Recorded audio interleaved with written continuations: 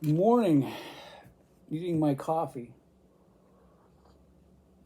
So I want to do a quick, some quick thoughts about Crimes of the Future by David Cronenberg, which I watched last night. And almost stayed up to watch it a second time, but I decided I needed to let it ingest a little bit, pun intended. Um, it's, it's, I love Cronenberg. I remember seeing They Came From Within or Shivers or Parasite Murders, whatever you want to call it. It's been out under so many different names in a small theater in North Seattle. I'm sorry, South Seattle. And it was so small. In fact, it had it only had one aisle, which was on the right hand side, and you could probably have counted how many seats there were on two hands and your feet.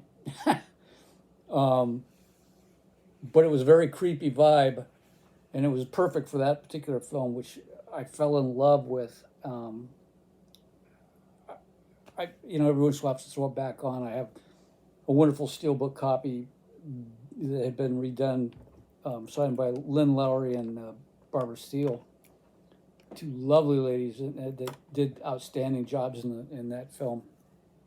And that was my introduction to Cronenberg, obviously, at that time, and body horror, I guess, for lack of a better word. Um, I, I was just stunned, sat in that theater long after it was over, just taking it all in. And from that point on, saw it multiple times. And everything he ever did, I tried to be there immediately. Um, I remember that at the Coliseum, the old Coliseum Theater in Seattle, they did a sneak preview of Scanners. And the cool part was they didn't tell anybody, but they actually showed The Brood first. So that was kind of a bonus, being able to see that on the big screen, and then go to this new film at that time, Scanners. I also saw a sneak preview of his film about the writer. I can't even think of the name of the film right at the moment, but it was so funny because I came out of the theater and was standing outside, kind of collecting my thoughts before I jumped in my car. And this guy came up to me and he said, "Were you in there in the theater?" And I said, "Yes." And he says, I didn't get it. What the hell was that?" Which I've heard multiple times, and the people that went with me to see that film kind of was the same way. They didn't get mugwumps. They didn't get the whole thought process behind the film, I guess. That being said, finding anybody that wanted to go to a Cronenberg film with me was pretty much impossible, um, as it was with Existenz and Videodrome, which I dearly love. So, Crimes of the Future, which has gotten a lot of publicity lately, for a lot of different reasons. My feeling was that it was, and I'll be honest, I have to watch it a couple more times. It's kind of just sitting there, still percolating in my head, if you will. Um, Viggo Mortensen did an incredible job in his acting. I still felt that Kristen Stewart is just, I loved her in the Underwater film, but I thought, okay, maybe she's found her niche as being a badass. But in this film, to me, she reversed herself again and went back to the just walking through a role, and it could have been anybody, and I don't know, I'm not real thrilled with her, and but everybody else was really pretty good in it. Excellent writing, kind of a mishmash, I thought. As a friend, Stephen Harrington in the UK, said he had watched some bits and pieces, and he said it reminded him a lot of Existenz and some of the other.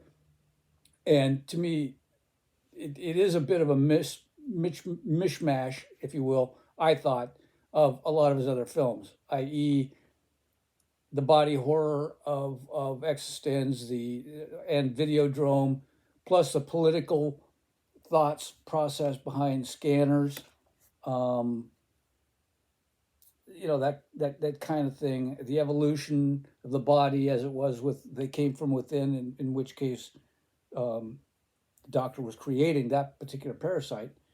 But there's questions even in this film about where this is coming from and what's going on. Um, there's a definite political vibe or statement to me that runs through this particular film. But that's not to take away from the fact that you can sit there and just, I think I was 35 seconds into the film when the first thing out of my mouth was, oh shit, which comes out a lot in that film. Very graphic in a lot of ways. To me, not as bad as I thought it was going to be. I think that the trailer clips, whatever that have been being shown on YouTube and Google, don't do it justice, because it just looks like a bloody, gory mess, which it is not. And to me, that they pulled those particular bits out to do the shock. But by all means, if you like that particular kind of very heady film, if you like that type of horror film, this is definitely for you. It's right now you can buy it, rent it, whatever, stream it from on Vudu and Prime, I know, and I'm sure there's some others. I can't wait. I understand he's already in pre-production for another film, and I can't wait to see where he's going to go with it. I would hope he touches back on some of what went on in this particular film. He's very good about ending a film, and you kind of still sitting there scratching your head, going, "And what?" Which he does with this one as well. But he's brilliant. He's brilliant. I can't say enough good things about how his use of camera, et cetera, et cetera. So if you want to jump in and be totally, I don't know, to me, mesmerized at a film, this one's it.